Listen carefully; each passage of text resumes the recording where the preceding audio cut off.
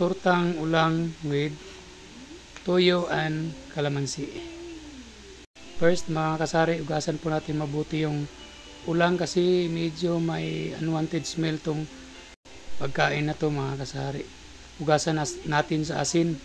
Nakakatulong yung asin na mawala yung malansang amoy ng ulang mga kasari. Tinawag ko tong tortang ulang mga kasari kasi yung proseso sa pagluluto niya is para ring tortang talong. Kaya wala akong maisip na ipangalan rito kundi tortang ulang lang.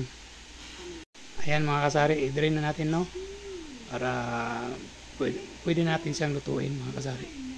Ayan.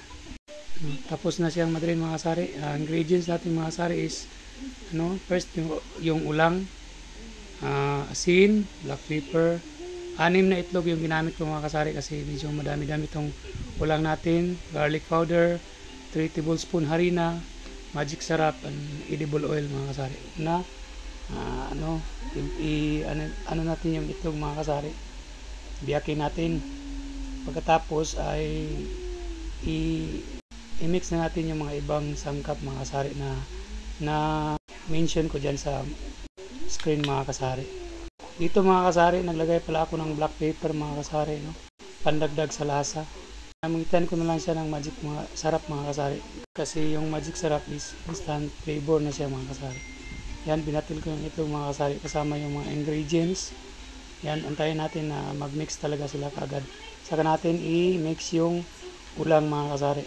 Yan, i-mix natin. Halu-haluin mga kasari. Haluin natin mabuti mga kasari para mag-absorb yung flavor mga kasari. Yan. Nagprito na nga pala ako nag-init pala ako ng mantika dyan sa kawali. Yan, umpisahan ko nang magprito mga kasari.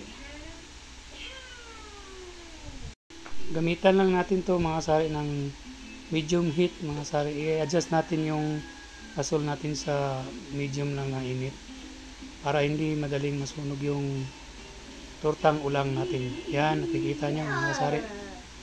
Unti na siyang nagba-brown. Tapos yan ay hinaon natin. Ready to eat na yan mga kasari. Ready to eat na yan. Kahit anong sasawan ay pwede dyan. Ketchup, pwede rin. Gravy, mga kasari. Yan mga kasari. Thank you for watching.